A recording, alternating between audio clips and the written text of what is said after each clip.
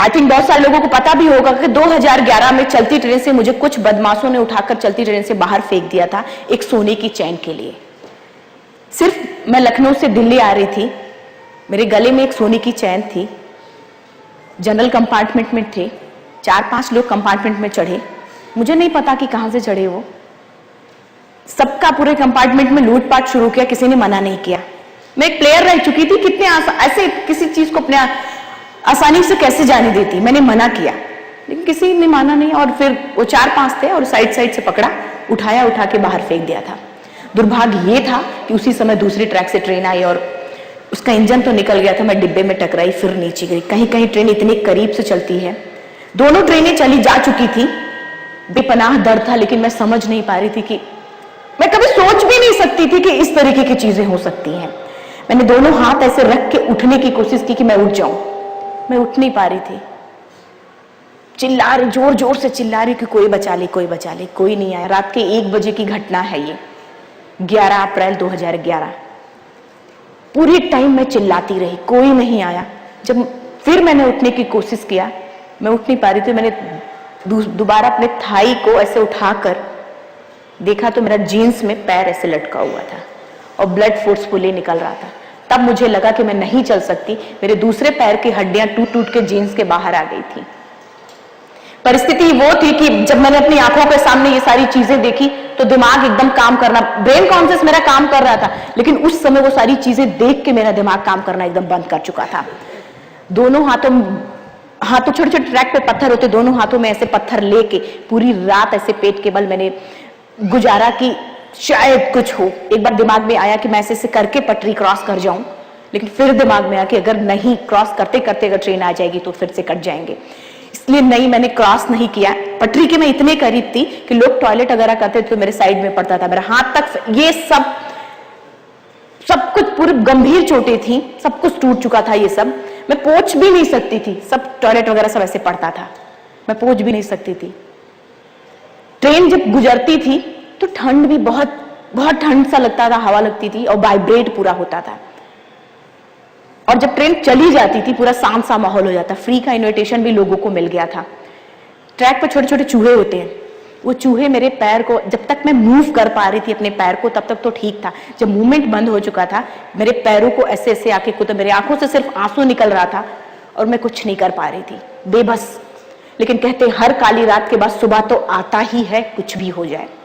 उस काली रात के बाद सुबह हुआ, गांव वाले मुझे देखे, बरेली डिस्ट्रिक्ट के गांव वालों ने मुझे देखा और उठा के मुझे डिस्ट्रिक्ट हॉस्पिटल ले जाके एडमिट कराया। सीएमएस फार्मासिस्ट डॉक्टर मुझे बेड में ऐसे लिटा दिया गया, आपस में बातें कर रहे हैं कि हमारे पास एनेस्थीसिया नहीं है, ब्लड नहीं है, ऑक्सीजन नहीं है, इसका इलाज शुरू करें तो कहां से करें। मेरा ब्रेन कॉन्शियस तब भी काम कर, मुझे दिखाई नहीं दे रहा था लेकिन ब्रेन कॉन्शियस मेरा पूरा काम कर रहा था। मैंने बोला कि जब उतनी देर रेलवे ट्रैक पे उस दर्द को बर्दाश्त किया तो अभी तो आप मेरे अच्छे के लिए मेरा पैर काटेंगे, अब काट दो बिना एनेस्थीसिया। बहुत कम सुनने को मिलता है कि एक डॉक्टर और एक फार्मासिस्ट अपना ब्लड देके किसी पेशेंट को बचाए, बहुत कम सुनने को मिलता है। वहां के डॉक्टर फार्मासिस्ट दोनों जन ने अपना एक यूनिट ब्लड निकाला और फिर मेरा पैर मुझे लगाया और बिना एनेस्थीसिया मेरा पैर काट दिया गया। जब बात मीडिया में आई कि अरुणिमा नेशनल प्लेयर है, फैसिलिटीज मुझे अच्छी मिलनी शुरू हुई। वहां से मुझे king George medical college Lucknow, फिर वहां से स्पोर्ट मिनिस्टर एयर एम्बुलेंस से मुझे एम्स में एडमिट कराया। कहानी तो वहां से शुरू होती है। हॉस्पिटल के बेड में मैं थी, करीब 25 दिन बाद जब डॉक्टरों ने बुलेटिन जारी कर दिया कि हाँ अरुणिमा ठीक तो है लेकिन पैर जा चुका है, बुलेटिन जारी कर दिया न्यूज में। मैं पता जब मैं पढ़ने लायक हुई, न्यूज़पेपर टीवी देखने लायक हुई, ठीक हुई थोड़ा, मैंने टीवी में देखा ब्रेकिंग न्यूज करके आ रहा था कि अरुणिमा के पास टिकट नहीं था इसलिए अरुणिमा ट्रेन से कूद गई टीटी आने पर। और मैं खैर उसको देखा, फिर उसमें न्यूज़पेपर में भी वही चीजें हेडलाइंस करके था। आप जिस लड़की का शरीर का एक अंग कट चुका, पूरी जिंदगी का पता नहीं कि व्हील चेयर या बैसाखी या शायद उस बेड से भी उठ पाएगी कि नहीं, क्योंकि मेरे स्पाइन में भी 3 फ्रैक्चर था, मैं बेड से उठ भी नहीं सकती थी, मोशन वगैरह सब कुछ पॉट में होता था। उस लड़की के ऊपर जब इस परिस्थिति में उसी के ऊपर पूरा ब्लेम थोप दिया गया, उसकी मनोदशा क्या होगी या फिर उसके परिवार की मनोदशा क्या होगी, ये मैं इस चीज को मैं एक्सप्लेन नहीं कर सकती कि उसकी मनोदशा क्या चल रहा होगा उसके दिलो दिमाग में। हॉस्पिटल के बेड पे पड़े। मैं एक मध्यम वर्गीय फैमिली से हूं। अपनी सिस्टम से लड़ पाना भी बहुत बड़ी बात होती है। अपनी बातें मैं चिल्ला चिल्ला कर कह रही थी, लेकिन कोई सुन नहीं रहा था, कोई नहीं सुन रहा था। तब मुझे लगा कि इससे कुछ नहीं होने वाला। हॉस्पिटल के बेड पे पड़े पड़े डिसाइड किया कि आज आपका दिन है, जितना चाहो बोल लो, कल मेरा दिन आने वाला, मैं प्रूफ कर दूंगी कि मैं क्या हूं। और हॉस्पिटल के बेड से जब लोग ये सोचते हैं कि मुझे अपना जीवन यापन कैसे, करीब 4 महीने में हॉस्पिटल में थी, एम्स में करीब 4 महीने में थी। जब लोग ये सोचते कि मुझे अपना जीवन यापन कैसे करना है, जब लोग ये सोचते कि नौकरी, मुझे नौकरी ऑफर था सेंट्रल गवर्नमेंट की तरफ से, नौकरी, मां से मिलना या घर परिवार में जाना, मेरे दिमाग में ऐसा कुछ नहीं आ रहा था। मेरे दिमाग में सिर्फ 2 चीजें आ रही थी। एक तो जिन जिन लोगों ने मेरी आलोचना की थी उनका जवाब कैसे देना है, दूसरा मुझे माउंटेनिंग कैसे करना और एवरेस्ट क्लाइंब कैसे करना है। सिर्फ 2 चीजें। मैं बताऊं आपको, हॉस्पिटल के बेड से जिस लड़की का पैर नहीं हो, दूसरे पैर में भी रॉड डला, वो मूव नहीं करता हो, उठ भी नहीं सकती है बेड से, अगर वो लड़की बोले, कोई भी इंसान अगर वो ये बोले कि मुझे माउंटेनिंग करना है, एवरेस्ट के लिए जाना है, लोग तो बोलेंगे कुछ। हर किसी ने मुझे पागल, सनकी, यहां तक कि मैं बताऊं हॉस्पिटल में, एम्स में मानसिक डॉक्टर तक बुला लिया गया था कि ये सदमे में है, ये स्थिति थी। मेरा मानना है ये चीज का कि जब आपके गोल के प्रति लोग आपको बोलना, पागल बोलना शुरू कर दें, उसी दिन आप समझ लीजिए कि आपका गोल आपके बहुत करीब है। कोई भी नहीं रोक सकता है आपको, कोई भी नहीं रोक सकता। यहां तक कि मुझे जब सब पागल मैंने प्लानिंग तो कर लिया कि हाँ मुझे माउंटेनिंग करना है।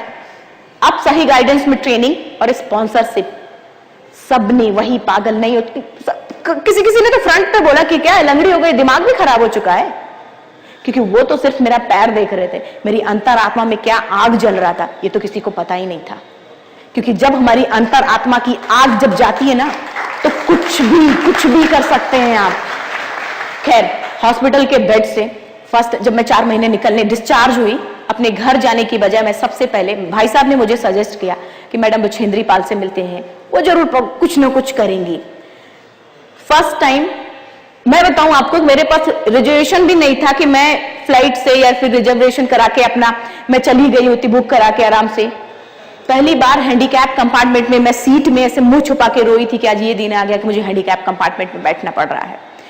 पूरे मुझे जमशेदपुर जाना था, लेकिन फिर भी मैं ट्रेन में बैठी और पूरी रात रोए। सुबह जमशेदपुर पहुंचे। फर्स्ट टाइम जब मैडम बछेंद्री पाल ने मुझे देखा, उनकी आंखों में आंसू आ गया। उन्होंने बोला कि अरुणिमा, तूने ऐसी हालात में एवरेस्ट जैसे दुरूह पहाड़ के बारे में सोचा, तो तूने अपने अंदर तो एवरेस्ट पता कर लिया, अब तो सिर्फ लोगों के लिए है।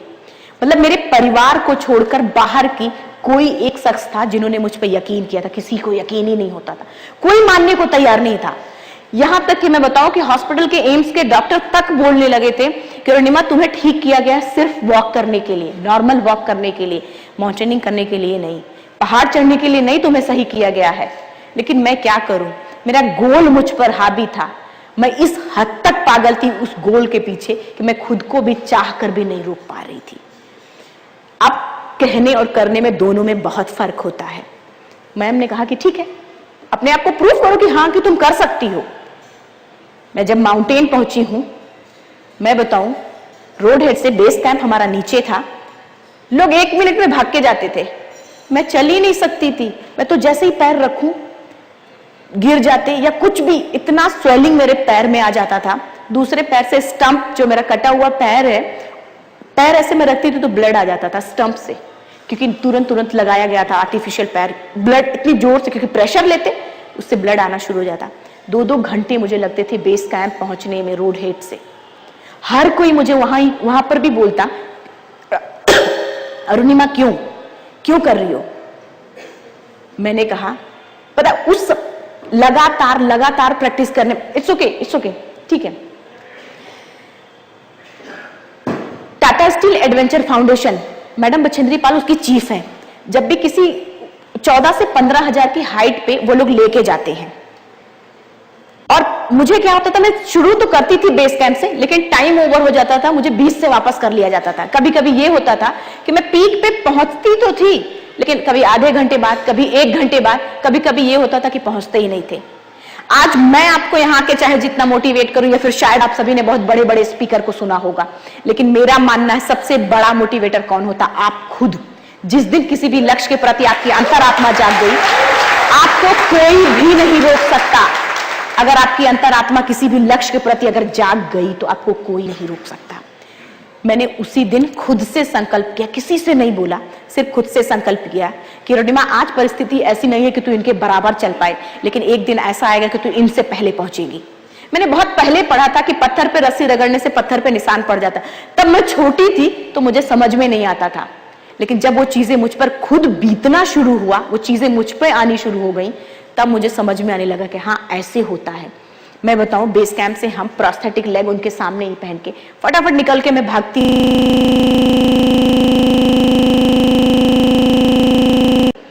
बेस कैंप से हम साथ निकलते पूरी टीम, और जैसे ही बीच में मुझे मौका मिलता मैं फटाफट भागती और पीक पे पहले पहुंचते। बर्फ रहता था, मेरे पास पॉलिथीन जो भी रहता था बिछा के मैं बैठती और ऐसे करके देखती थी कि अरे ये लोग तो आ रहे हैं। खुशी होती थी मुझे कि हाँ मैं आज पहले हूं। उससे भी ज्यादा खुशी मुझे तब होना शुरू हुआ जब वो सारे लोग आके मुझसे ये बोलते कि मैडम खाते क्या हो? बेस कैंप में देखा कि आप चल भी नहीं सकते थे और आप इतना अच्छा कैसे चल सकते हो?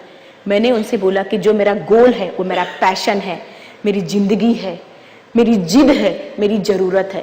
कोई भी गोल जब आपकी जरूरत बन जाता है तो आपका कोई भी गोल आपकी अगर जरूरत बन जाता है, आप खुद भी चाहकर नहीं रोक सकते, क्योंकि वो गोल हमारी नसों में दौड़ता है।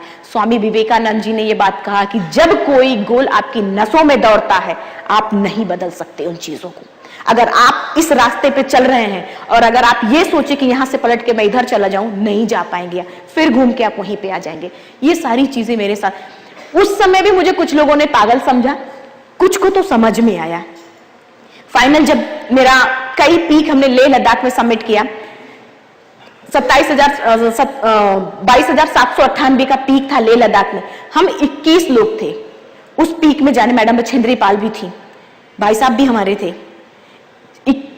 21 में से लास्ट, मतलब मैं बताऊं स्टार्टिंग से बताऊं, सबमिट करना हमने शुरू किया। हर कोई मुझे बोलता अरुणिमा आप क्यों कर रहे हो, आप रहने दो, छोड़ दो। मैं चुप रहती थी, कुछ नहीं बोला। मैं धीरे धीरे धीरे धीरे वॉक कंटिन्यूअसली करती थी। पता क्या हुआ, कुछ हद तक ऊपर जाते वक्त लोगों एक एक करके छटना शुरू हुए लोग। 21 में से लास्ट पीक पर सिर्फ 4 लोग पहुंचे थे। ग्रुप के लीडर, 2 शेरपा और मैं, सिर्फ 4 लोग और 21 लोग थे। वापस जब हम आए बेस कैंप, वापस आए, इतना बीमार लोग हो चुके। लेह में इतना कारजोक एरिया, वहां से चाइना बॉर्डर सिर्फ 40 किलोमीटर रह जाता है। जब एक एक लोग, किसी का ऐसे फेस येलो पड़ता जा रहा था और वो सब लोग मुझे बोल रहे थे।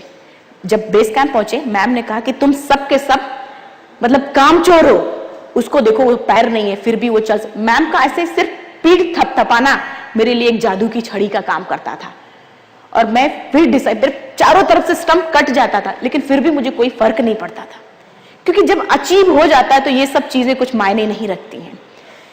फाइनल मुझे जब टाटा स्टील ने स्पॉन्सर दिया, फुल स्पॉन्सर दिया और मैं काठमांडू पहुंची, मुझे सबसे बड़ा चैलेंज मेरी जिंदगी का यही रहा कि मैं लोगों को समझा नहीं पाई हूं आज तक। आज भी लोग शक करते हैं कि अरुणिमा पता नहीं कर पाएगी कि नहीं कोई भी काम। फर्स्ट टाइम जब शेरपा, जब भी किसी पीक पे जाते हैं तो एक लोकल गाइड को लेते हैं हम। शेरपा नीमा नाम था उसका। फर्स्ट टाइम जब उसने मुझे देखा, बोला कि ये जाएगी, अरे इसका तो पैर ही नहीं है, दूसरे पैर में भी रॉड डली है, माइनस टेम्परेचर में रॉड क्रैक हुआ या कुछ भी हुआ, इसके साथ तो मेरी भी जान जाएगी। मैं किसी तरीके से मैंने समझाया, भाई साहब ने, मैम ने, सबने कन्विंस किया कि नहीं नहीं, प्रॉपर ट्रेनिंग लेके आए हैं, एक एक चीजें पता है, तब आए हैं, आप जाओ। किसी तरीके से वो माना। रॉकी एरिया, हम इंडिया से 6 लोग थे। रॉकी एरिया तक तो मैं बहुत अच्छा चली रॉकी एरिया तक, लेकिन जैसा ही वो ब्लू और ग्रीन आइस दिखता है, शायद आप लोगों ने, कुछ लोगों ने शायद ट्रैकिंग भी की होगी या फिर वो टीवी में आप लोगों ने देखा होगा ब्लू। और टीवी में जो दिखता भी है ना, एवरेस्ट सीरियल जो आ रहा है, एकदम नीचे लेवल पे बना, यही उत्तराखंड में सब बना। एक एक चीजें हमारी जानी पहचानी हुई हैं, सारी चीजें। ब्लू और ग्रीन आइस जब दिखता है, दिखता जितना सुंदर है वो उतना कठिन। मतलब मैं ऐसे पैर रखती थी, मेरा पैर स्लिप हो जाता था। 2 बार, सबसे पहले आगे थे हम, 2 बार 3 बार रखने के बाद मैं नहीं जब जा पा रही थी, मेरे शेरपा ने मुझसे इरिटेट होकर बोला कि ठीक है हटो तुम, बाकी सबको जाने दो। मेरे ग्रुप मेंबर आगे बढ़े, सबने मुझे बैकअप किया कि रिनिमा कम ऑन आओ। मैं स्लोप पे, फिर भी हम रुके नहीं, स्लोप पे किसी तरीके से चलना शुरू किया। जब ब्लू और ये ice wall, blue eyes wall, पूरा का पूरा बर्फ का पहाड़ एकदम स्टीप ऐसे, उस पे क्लाइंबिंग करनी है राइट लेग से ही। आप लोगों ने स्पाइक शू देखा होगा, स्पाइक शू में छोटे छोटे कांटे होते हैं, उसी तरीके से क्रैम्पोन होता है जो माउंटेन में जूते के नीचे लगता है और इतने बड़े बड़े कांटे होते हैं उसमें, और बर्फ में ग्रिप बना बना के वो चलता है। और जब किसी वॉल पे, आइस वॉल पे चढ़ना होता, ऊपर क्लाइंबिंग करनी होती है, तो टो पे इस तरीके का ऐसे कांटे लगे होते हैं और हम उसको हिट करते हैं और इतना पार्ट सिर्फ अंदर जाता है और उसी पे हम अपना वेट लेके पूरा का पूरा खड़े हो जाते हैं। मैं राइट लेग से जब हिट मारूं तो रॉड होने की वजह से बहुत पेन होता, लेफ्ट से मारूं मेरा प्रोस्थेटिक लेग मूव हो जाता था, मेरा आर्टिफिशियल पैर ऐसे मूव हो जाता था। कभी कभी स्थिति ये आई कि मैं रोप में हूं और मेरा पैर कभी टो मेरा हील पे आ गया और हील मेरा टो पे आ चुका था। शेरपा मेरा बोलता है अरुणिमा ये क्या है, मान लो अरुणिमा कि तुम नहीं कर सकती, अब तुम यहां कैसे सही करोगी। मुझे पता था कि वो मेरा पैर है, मैं जैसा चाहूंगी वैसा चलेगा। रोप पैर में पड़े पड़े, रोप में मैं ऐसे एंकर रहे, पैर को फिर से खोलती, फिर लगाती, 3-4 बार फिर हीट करती। 4-5 बार हीट करने के बाद बर्फ के टुकड़े निकल जाते थे, आइस निकल जाता था, थोड़े थोड़े होल होते, तब मैं पैर रख रख के जाती थी। Khumbu glacier base camp to camp 1 वो हमेशा मूव करता रहता, और शायद जिस दिन वो खुम्बू ग्लेशियर पिघलेगा डेड बॉडियों का जंगल दिखेगा वहां, इतने लोग मरे हैं वहां। किसी तरीके से एवरेस्ट में 4 कैंप लगते हैं, किसी तरीके से मैंने खुम्बू ग्लेशियर पार किया।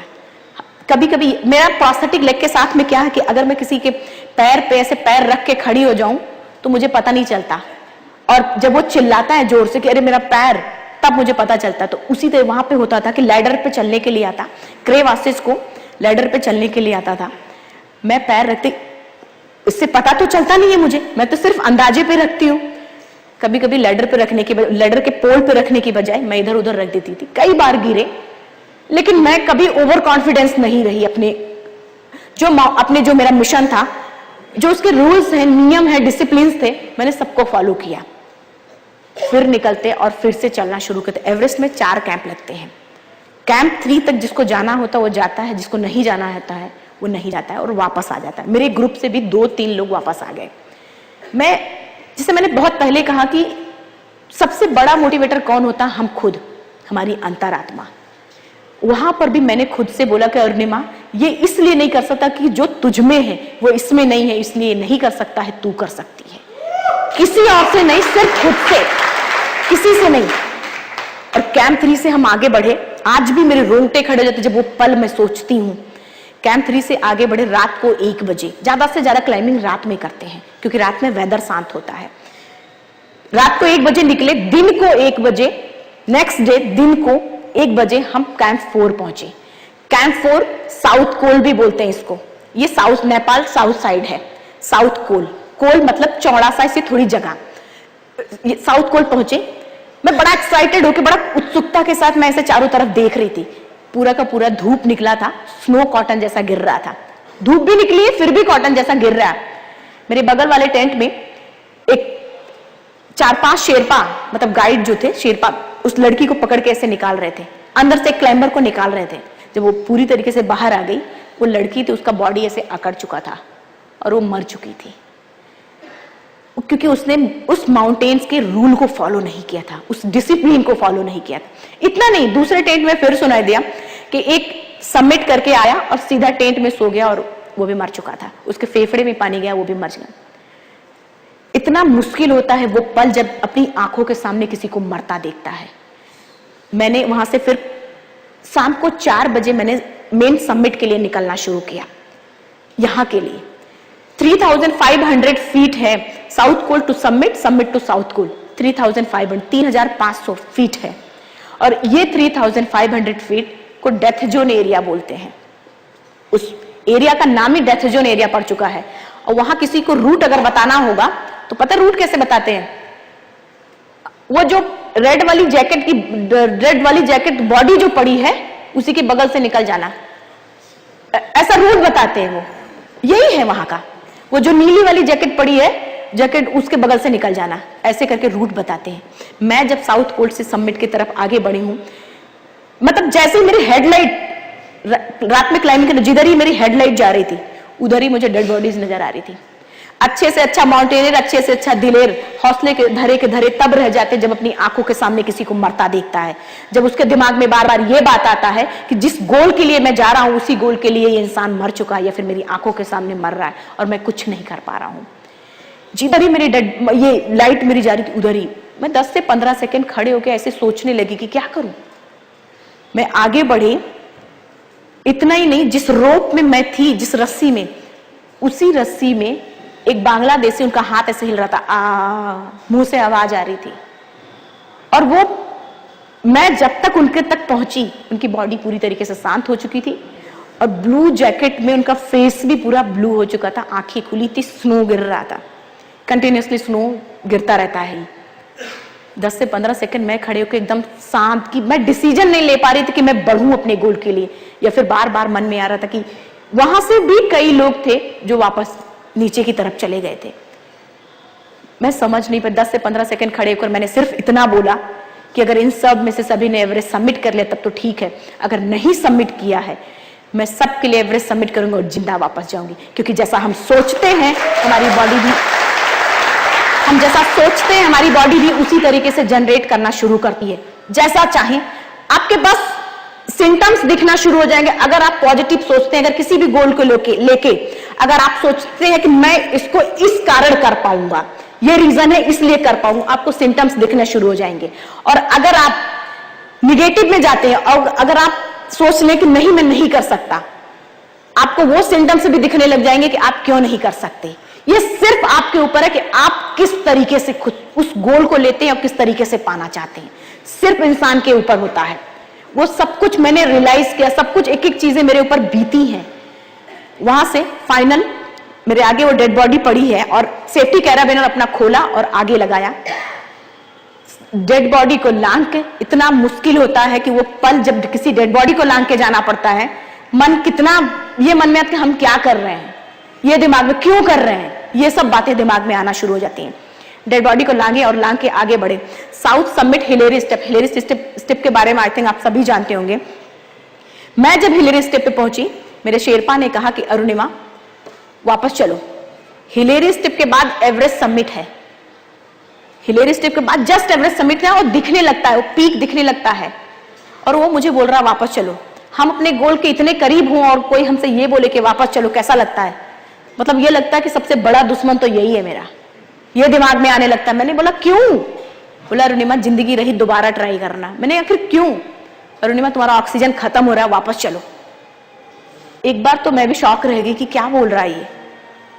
मैं चुपचाप कुछ देर तो मैं खड़ी रही। खड़ी क्या, बॉडी मूवमेंट करते ही रहना है, आप कहीं भी आप खड़े नहीं, बॉडी मूवमेंट करते, फिर भी मैं सोच रही हूँ कि क्या कह रहा है। मैं उसको कन्विंस करूं कि नहीं कुछ नहीं होने वाला है। बोला अरुणिमा मेरे पास एक्सपीरियंस है, मैंने लोगों को 200-200 मीटर से वापस होते हुए देखा है, तुम तो पहली बार आ रही हो। मैं उसको कन्विंस कर रही थी। हम फेस भी एक दूसरे का नहीं देख सकते थे क्योंकि बर्फ इतनी तेजी से गिर रही थी, हम देख भी नहीं सकते थे, फेस पूरा ढका हुआ था। वो मुझे कन्विंस कर रहा था, हम उसको कन्विंस कर रहा था। मेरी माँ ने और मैडम बछेंद्री पाल ने मुझे एक चीज बताई थी कि अरुणिमा कभी पल जिंदगी में ऐसे आते हैं कि जब आपके आसपास कोई और नहीं होता है फैसला लेने वाला, आप जहां पर भी हो वहां पर खड़े होकर हल्का सा पीछे मुड़कर देखें और ये सोचें कि एक एक कदम चलकर आप यहां तक पहुंचे हैं और अपना सिर्फ एक कदम आगे बढ़ाना। देखना कुछ देर बाद तुम अपने टॉप पर होगी, अपने लक्ष्य पर होगी। और हाई एल्टीट्यूड पे जब भी कोई बात एक बार दिमाग में आ जाती है जल्दी खत्म नहीं होती, वो चलती रहती है। और पेनफुल इतना दर्द होता है आपके सिर में कि इरिटेशन, अपने आप गुस्सा आता है। एल्टीट्यूड में इरिटेशन भी बहुत ज्यादा आता है, गुस्सा बात पे गुस्सा आता रहेगा। लास्ट मेरे दिमाग में उनकी बातें चल रही थी मैंने लास्ट में शेरपा से बोला कि ठीक है आप जाना चाहते हो तो जाओ, नहीं जाना मुझे भी बहुत गुस्सा आ रही थी। बोला कि आप जाना चाहते हो तो जाओ, नहीं जाना चाहते हो मत जाओ। मेरे पास इतना ऑक्सीजन है कि मैं अपने देश का तिरंगा लगाऊं, ये रिकॉर्ड इंडिया के नाम ला पाऊं। और इतना बोल के, सिर्फ इतना बोलकर मैंने एक कदम आगे बढ़ाया था और करीब 2 घंटे बाद मैं एवरेस्ट टॉप पर थी। पूरा माहौल बदल चुका था,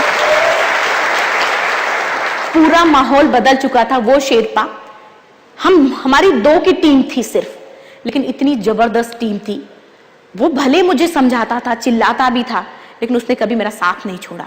मेरे पीछे पीछे आया और बोलता रहा ये तो खुद भी मरेगी, मुझे भी मराएगी, मैं भी मर जाऊंगा, इसके आगे पीछे नहीं रोने वाला कोई है, मेरे तो परिवार है सब कुछ, मतलब लगातार बोले जा रहा था। वो पीक पे जब पहुंचे उसका भी बिहेवियर चेंज हो चुका था, क्योंकि तब उसने मुझे बताया कि अरुणिमा तूने तो इतिहास रच दिया। उसने बताया, और मैं बताऊं, मैं जितनी बार बोलती हूं उतनी बार मैं उस पल को महसूस करती हूं। मैं एवरेस्ट पे केवल 6 से 7 मिनट ही रही होंगी, ज्यादा से ज्यादा 6-7 मिनट, और वो 6-7 मिनट है मेरी जिंदगी का अनमोल पल है। दोनों, मैं बताऊं उस पल क्या महसूस हो रहा था, मेरे दोनों हाथ ऊपर करके बस चिल्लाने का मन कर रहा था कि इतनी जोर से चिल्लाऊं, इतनी जोर से चिल्लाऊं कि सबको बता दूं कि आज मैं टॉप ऑफ द वर्ल्ड पे हूं। उन लोगों को बता दूं जो लोग ये सोचते हैं, महिला, विकलांग, मिडिल क्लास फैमिली, जो लोग ये सोचते हैं कि जिंदगी में कोई एक बार काम किया और फ्लॉप हुए तो दोबारा ट्राई नहीं कर सकते, उनको मैं चिल्ला कर बताना चाहती थी। यहां तक कि मैंने मास्क निकाला और चिल्लाना भी शुरू किया। शेरपा बोल रहा है इसको हाइपो हो गया है, मतलब हाई एल्टीट्यूड का असर होता है।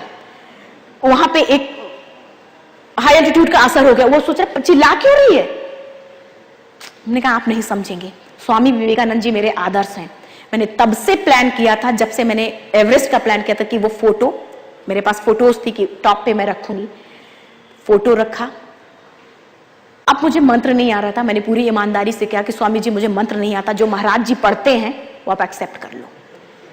और मैं बताऊं, जब सी लेवल पे हम होते हैं तो शायद वो अपने नेशनल फ्लैग के प्रति वो फीलिंग्स शायद नहीं आती है, लेकिन जब कहीं हम ऐसे कंपटीशन में होते हैं या ऐसे पीक पे होते हैं ना, तो मन में ये आता है कि बगल वाला दूसरे कंट्री का है, वो इतना ऊपर ना उठा पाए कि जितना हम अपने फ्लैग को उठा दें। ये मन में आ रहा था।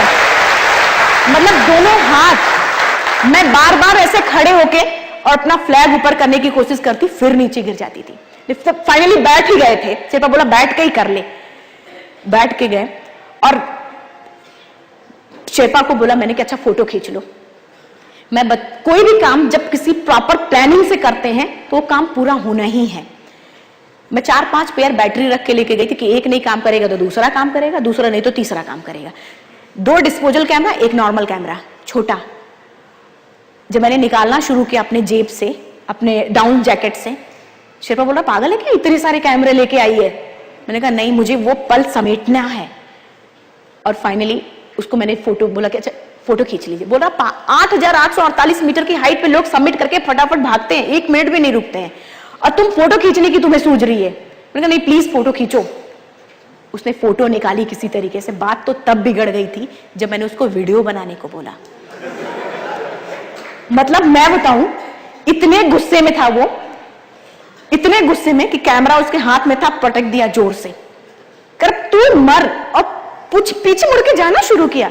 मैंने फिर हाथ पकड़ा, मैंने कहा नहीं आप बनाओ वीडियो। शायद आप लोगों के भी दिमाग में है कि वाकई में इस लड़की को जब पता था कि 8848 की हाइट पे ऑक्सीजन नहीं मिल सकता, तो इसको वीडियो बनाने की क्या सूझी, ये तो सीधा सीधा सुसाइड है। क्यों पता, वो मेरे पास मीडिया ने स्टार्टिंग में बहुत क्वेश्चन किया था।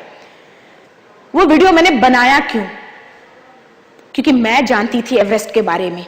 मुझे पता था कि 8,848 मीटर की हाइट पे ऑक्सीजन नहीं मिल सकता, और मेरे पास जितना ऑक्सीजन था, मैं उस ऑक्सीजन में वापस साउथ पोल नहीं पहुंच सकती थी।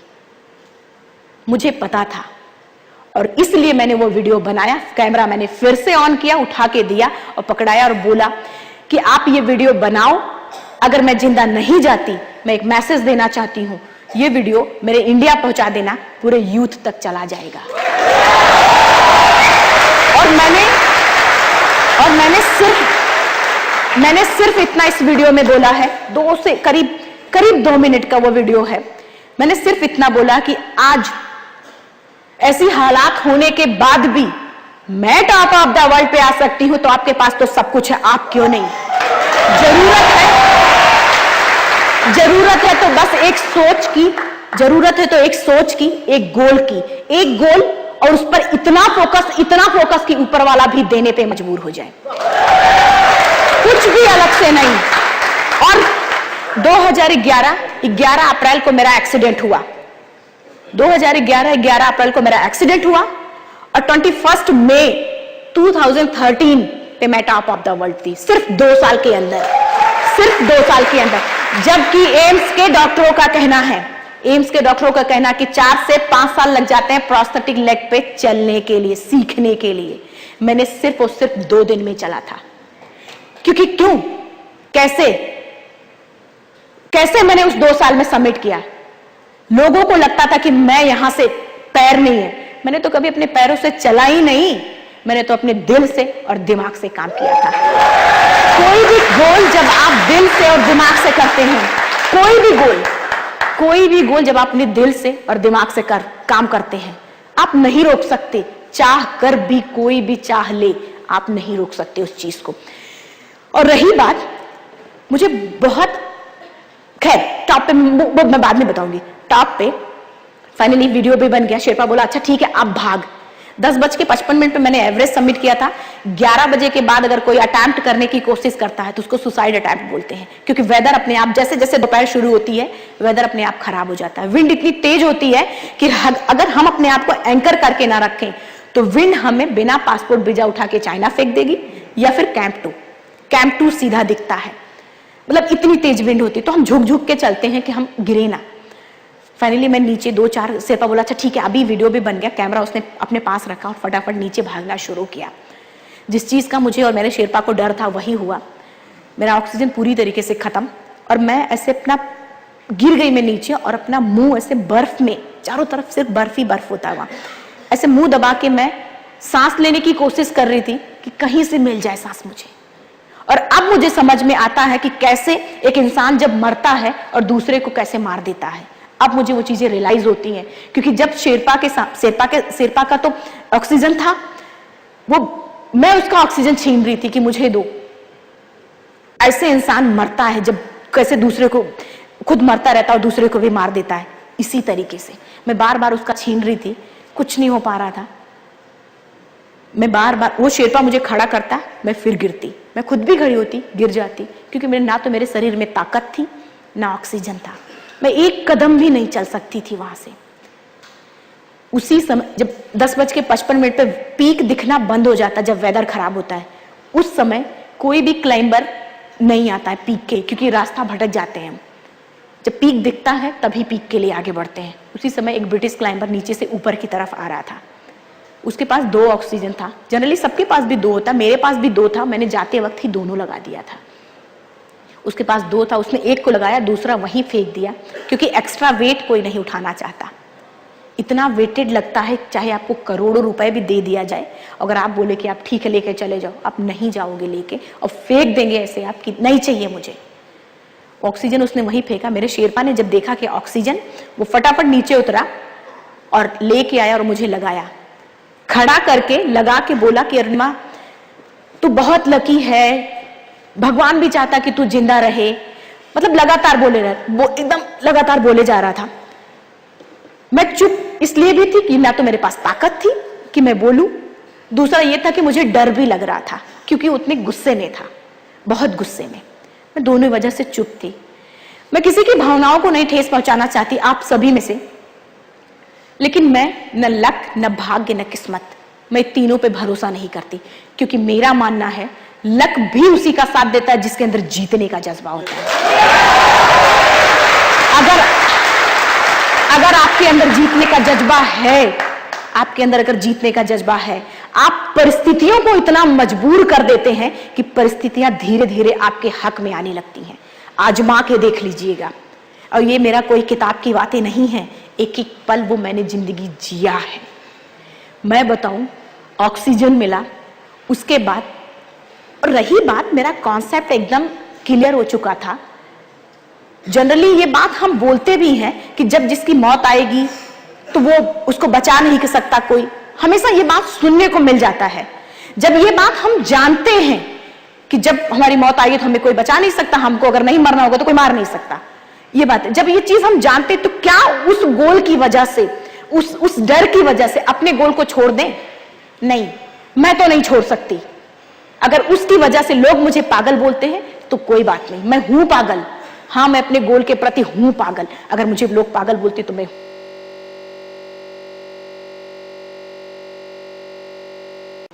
और रही बात, मेरा कॉन्सेप्ट एकदम क्लियर हो चुका था। रेलवे ट्रैक पे मैं 7 घंटे पड़ी थी। रेलवे ट्रैक पे मैं 7 घंटे पड़ी थी। महिला आयोग ने जब रिपोर्ट मांगी थी, 49 ट्रेन अप डाउन हुआ था। 49 ट्रेन 7 घंटे। मुझे उसी वक्त समझ में आ गया था कि इतनी भीषण दुर्घटना होने के बाद भी अगर ऊपर वाले ने मुझे बचाया है तो कुछ न कुछ इतिहास रचने के लिए बचाया।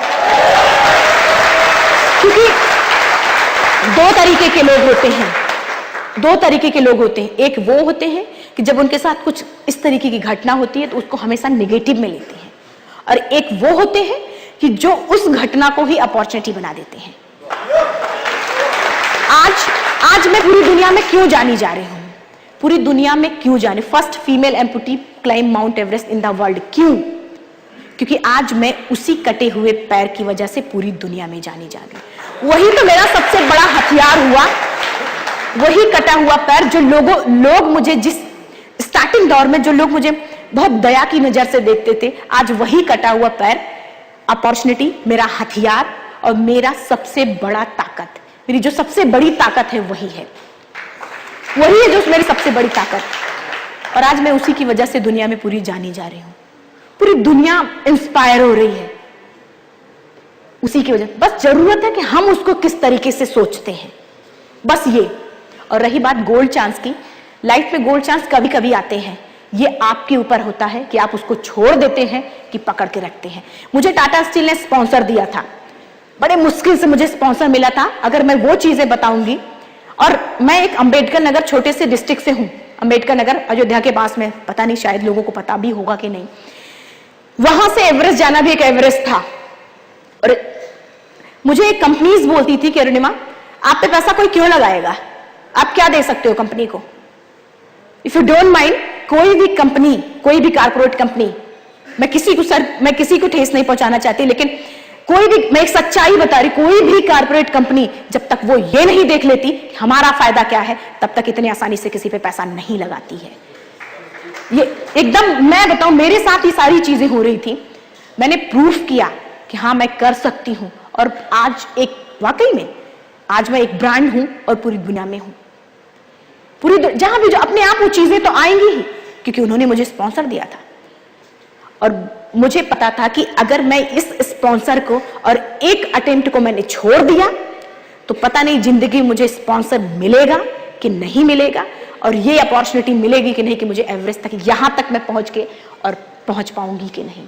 ये हम पर होता है कि वो गोल्ड चांस छोड़ देते हैं कि पकड़ कर, मैं वो नहीं छोड़ना चाहती थी। रही बात, फाइनली बहुत सारे लोग मुझे ये बोलते हैं कि अरुणिमा तो इतना बड़ा रिस्क लेने की क्या जरूरत थी। मेरा मानना है जिसने आज तक अपनी जिंदगी में रिस्क नहीं लिया, सबसे बड़ा रिस्क तो यही है। No pain no gain, no pain no gain. अगर आपके अंदर दर्द बर्दाश्त करने की ताकत नहीं है, आपके अंदर उस गोल को पाने की ताकत नहीं है, कुछ नहीं कर सकते। गिरने को तुम यहां सीढ़ियों पे गिरेंगे और यहां भी मर जाएंगे। अब आपके ऊपर कि वहां मरना चाहते हैं कि वहां मरना चाहते हैं। मैं नहीं मरना चाहती, मैं यहां नहीं मरना चाहती थी, मुझे वहां मरना मंजूर था, लेकिन यहां नहीं मरना मंजूर। और दूसरी चीज, मैंने बोला था भाग्य और लक, और वो भी मैं प्रूव कर सकती हूं कैसे। बहुत सारे लोग इसमें भी सशंकित हो जाते हैं, कभी कभी क्वेश्चंस आ जाते हैं इसमें भी। फर्स्ट टाइम हिलेरियस स्टेप से मेरे शेरपा ने मुझसे बोला कि अरुणिमा वापस चलो। सबसे पहले जब मेरा ऑक्सीजन खत्म होने वाला था, मेरे शेरपा ने मुझसे बोला कि वापस चलो। अगर मैं एक कदम पीछे लेती, सिर्फ एक कदम मैं पीछे लेती, और तब मैं अपनी डेस्टिनी लिख चुकी होती कि मुझे एवरेस्ट सबमिट नहीं करना है। मैंने एक कदम सिर्फ आगे बढ़ाया था, मैंने अपनी डेस्टिनी लिख दी थी कि मुझे एवरेस्ट सबमिट करना है। हम अपने भाग्य के लेखक होते हैं, जैसा चाहे वैसा लिख सकते हैं। स्वामी विवेकानंद जी ने बहुत पहले कहा था, मैंने भी उस कोर्स को पढ़ा था, थोड़ा समझ में आया था, थोड़ा नहीं आया था, लेकिन जब वो चीजें मेरे साथ हुई तब मुझे वो चीजें एकदम क्लियर, एकदम प्रैक्टिकली जब हुआ मुझे समझ में आ गया कि हाँ है, ये ऐसा होता है। मैंने एक कदम पीछे लिया होता तो आज मैं अपने घर के एक कमरे में, दाल रोटी की कमी मुझे कभी नहीं होती, लेकिन एक कमरे में बैठ के सिर्फ इतना सोचती कि अरुणिमा काश तूने थोड़ा सा हिम्मत लगाया होता या फिर हिम्मत की होती तो तू एवरेस्ट सबमिट कर चुकी होती और आज तू कहां से कहां होती। और शायद वो फैसला अगर मैं नहीं लेती तो आज स्मार्ट वैल्यू जैसा ये प्लेटफॉर्म मुझे कभी नहीं मिलता।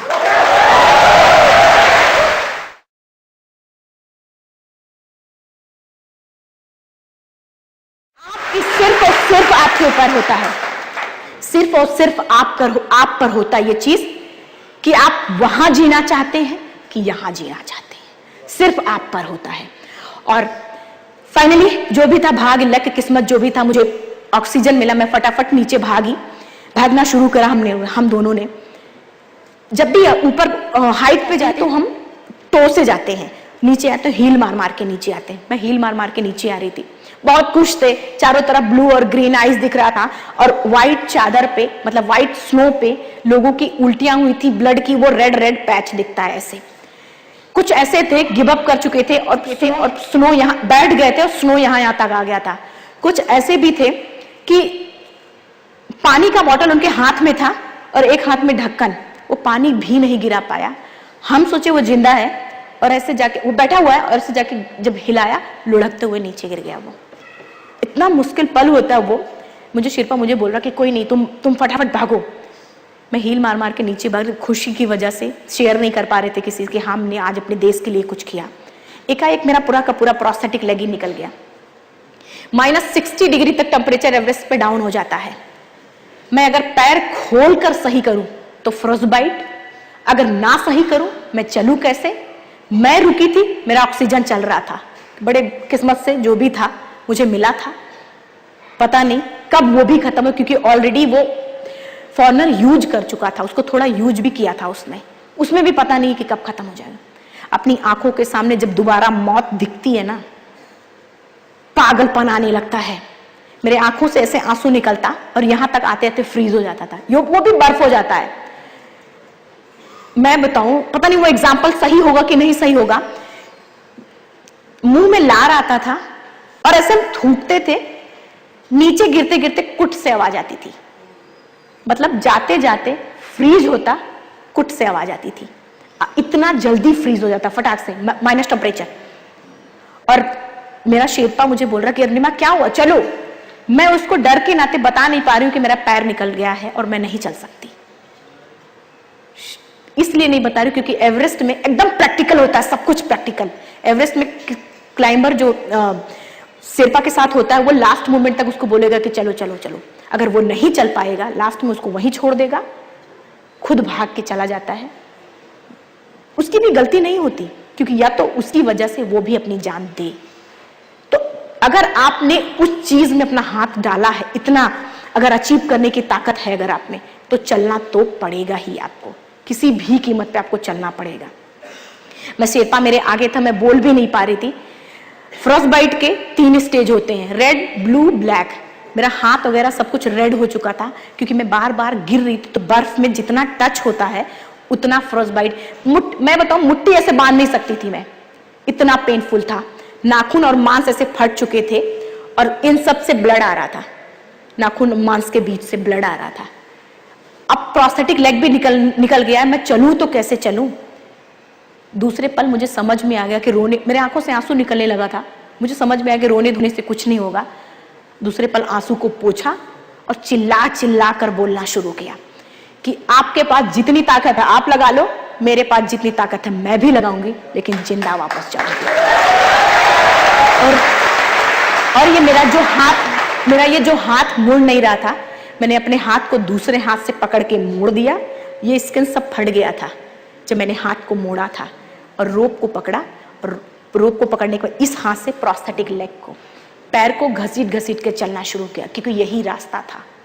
दूसरा तो कुछ था ही नहीं। दूसरा ये था जैसे कुछ लोगों ने गिव अप किया था, मैं भी छोड़ देती वहीं।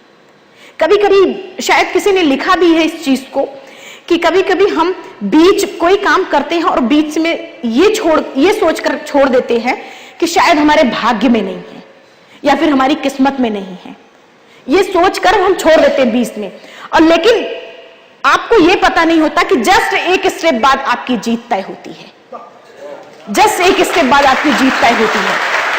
मेरे साथ में भी सेम था। मैंने लास्ट पैर पकड़ के, इस हाथ में रोप पकड़ के पैर को घसीट घसीट के चलना शुरू किया।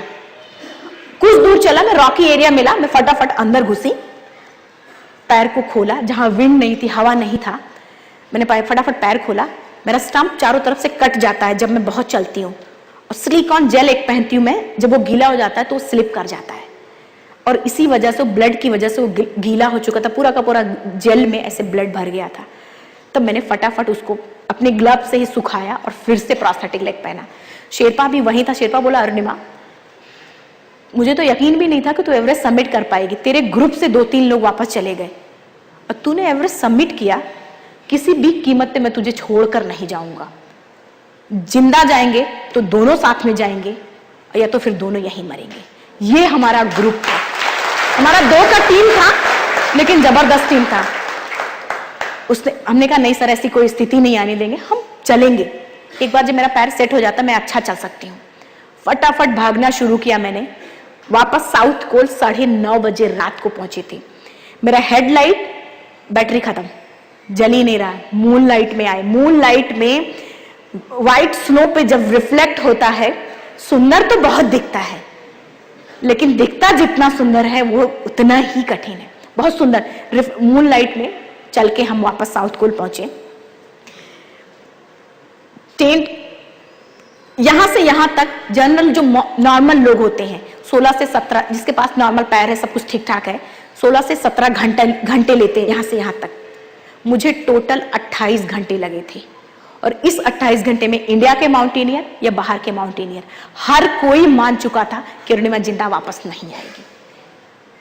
और जैसे ही मैं पहुंची साउथ कोल, टेंट का जिप मैंने खोला था। शेरपा थे कुछ और ग्रुप के लीडर बाहर निकले। ग्रुप के लीडर सबमिट करके आ चुके थे पहले ही। वो बाहर निकले। सबसे पहला सवाल उनका यही था कि अरुणिमा, इतना बड़ा रिस्क लेने की क्या जरूरत थी। मैंने एक लाइन में बोला था कि जिसने आज तक अपनी जिंदगी में रिस्क नहीं लिया, सबसे बड़ा रिस्क यही है। और उसके बाद तब मैंने अपना ऑक्सीजन बैग निकाल के तब मैंने रखा था। खैर, वो एवरेस्ट सबमिट करना कोई बहुत बड़ी बात नहीं होती। जिसके पास भी वो जुनून, करेज और अपने गोल को पाने की ताकत होगी, वो एवरेस्ट सबमिट करेगा। लेकिन बात करें एक आम आदमी की जो रोज एक एवरेस्ट सबमिट करता है, आप जैसे लोग रोज एक एवरेस्ट सबमिट करते हैं, क्योंकि आपके पास इतनी सारी जिम्मेदारियां होती हैं, इतने सारे टारगेट्स होते हैं, इतने सारे दिए जाते हैं आपको। आप ये समझ लीजिए, जब आपके जीवन में प्रॉब्लम्स, जिम्मेदारियां चरम सीमा पे आ जाएं, जब आपके मन से, आपके दिल से आह निकलना शुरू हो जाए कि आह नहीं बर्दाश्त कर सकता, तब आप उसी दिन समझ लीजिए कि ऊपर वाला आपके लिए सुनहरा सवेरा लिख चुका है। बस एक काली रात की देर होती है, जो उस काली रात को पार कर जाता है वो सुनहरे सवेरे में पहुंच जाता है। कुछ भी अलग से करने की जरूरत नहीं होती। और अगर आपको, मुझे बहुत सारे लोग ये भी बोलते हैं कि अरुणिमा तू एक्स्ट्रा ऑर्डिनरी है, बहुत बोलते रहते हैं। कोई भी एक्स्ट्रा ऑर्डिनरी ऐसा कुछ नहीं होता, ऐसा कुछ भी नहीं होता। ऊपर वाला क्या किसी को कम देता है? नहीं, सबके अंदर कुछ ना कुछ क्वालिटी जरूर देता है। आपको सिर्फ इतना करना है कि आपको अपने अंदर की वो क्वालिटी पहचानना है कि हमारे अंदर क्या क्वालिटी है, और उस भीड़ से क्वालिटी पहचान कर, उस भीड़ से सिर्फ आप एक कदम आगे बढ़ाएंगे, लोग आपको एक्स्ट्रा ऑर्डिनरी कहना शुरू कर देंगे। लोग कहना शुरू कर देंगे, आप तुरंत बदल गए और तुरंत का तुरंत आप उस भीड़ से अलग हो गए। आप लीडर, एक अचीवर और लीडर कहलाना शुरू हो जाएंगे उसी दिन, जिस दिन आप पहचान गए खुद को। और इस मामले में मेरा कॉन्सेप्ट इस मामले में भी एकदम क्लियर था। जैसे हमारे रूल्स, हमारे नियम होते हैं, वैसे ऊपर वाले के रूल्स और नियम हम तो कभी कभी तोड़ भी देते हैं, वो तो कभी तोड़ भी नहीं सकता। जब उसकी लिस्ट, मुझे ये बात बहुत अच्छी तरीके से पता था कि जब उसकी लिस्ट में मेरा नाम नहीं है, मुझे नहीं ले जा सकता, मुझे नहीं ले जा सकता। क्यों मैं उस डर की वजह से छोड़ दूं अपने गोल के? क्यों छोड़ दूं अपने गोल? मैं नहीं छोड़ सकती। और रही बात लास्ट में, मेरे ख्याल से भगवान ने यही बोला कि ले ऑक्सीजन ले और जा यहां से जिंदा भाग, मार भी नहीं सकता हूं कि तेरा लिस्ट में नाम नहीं है। कैसे मैं रखूं अपने आप को? आज इन सबको पाने के लिए देखिए, दूसरी चीज मैं बताऊं आपको, किसी भी कंपनी का कितना बड़ा सा बड़ा कंपनी को, उसके सबसे बड़ा और सबसे मजबूत पिलर जानते हैं कौन होता? आप। उसका एक एक एम्प्लॉई। आप जहां चाहो कंपनी को वहां पहुंचा सकते हो, अगर चाहो तो यहां, चाहो तो यहां। ये आप पे ऊपर होता है। और कोई भी कंपनी, आप पता किसकी तरह हो? पानी का जहाज जो होता है सबसे ज्यादा सेफ कहां होता है? समुद्र के किनारे। लेकिन क्या वो जहाज उस लिए बनाया है कि वो समुद्र के किनारे खड़ा रहे? नहीं, वो इसके लिए बना है कि जो भी उसको टारगेट दिया गया वो अपने जो उसका टारगेट है वहां तक पहुंचाए। उसी तरीके से आप हो कि आप पानी का वो जहाज हो कि जो टारगेट्स आपको दिया है, आपका फर्ज बनता है कि आप कंपनी को यहां से यहां लेके जाना है। ये आपको चाहिए, सिर्फ और सिर्फ आपको। इन सबको पाने के लिए जो सबसे बड़ा और सबसे अहम है, सबसे अहम विश्वास। आपको पानी, छाता बारिश के पानी को तो कभी नहीं रोक पाता है। जब बारिश होती है लेकिन हम छाता लेके निकलते हैं, क्या वो रोक देता है? नहीं रोक पाता। लेकिन हमको इतना हौसला जरूर दे देता है कि हम उस बारिश के पानी में आराम से बाहर छाता लेके निकल जाते हैं। उसी तरीके से हमारा आत्मविश्वास होता है कि हमको सफलता की पूरी गारंटी तो नहीं देता, 100% गारंटी तो नहीं दे देता, लेकिन उस रास्ते में चलने, उस संघर्ष से लड़ने की ताकत जरूर दे देता है। हमारा आत्मविश्वास। जिंदगी में कभी भी कोई चीज, जब भी आप अपनी ट्रेनिंग, अपने इंस्ट्रक्टर, आपके जो भी रहे हों, अपनी ट्रेनिंग, अपने इंस्ट्रक्टर, खुद पर और सबसे ज्यादा ऊपर वाले पे भरोसा रखिएगा। जीत हमेशा आपकी होगी। कभी भी शक नहीं करिएगा, अपने गोल पर शक नहीं करना कभी भी, किसी भी कीमत पे। और एक चीज मैं और बोलूंगी, हम युवा वर्ग, देखिए हम ऑलमोस्ट सारे युवा ही हैं। हमारी सबसे बड़ी प्रॉब्लम क्या है? हम ये सोचते हैं कि हम अपने लक्ष्य तक नहीं पहुंचे, क्योंकि दिन में 10-15 गोल्स आते रहते हैं।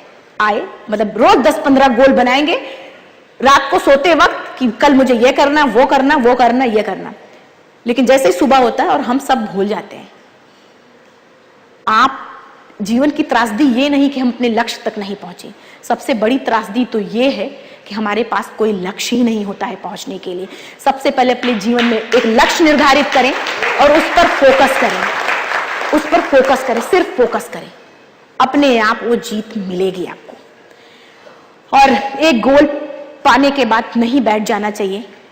मुझे पता है कि आप सब एक अचीवर हैं, यहीं पर सिर्फ बैठने के लिए नहीं आए हैं, अभी आपको और आगे जाना है। मैंने भी अपने जीवन में छोटे छोटे, जब मैंने ईमानदारी से बताऊं, जब मैंने एवरेस्ट सबमिट किया था अपने कॉन्फिडेंस के लिए, जो मेरा कॉन्फिडेंस लूज हो रहा था, मैंने उसके लिए किया था।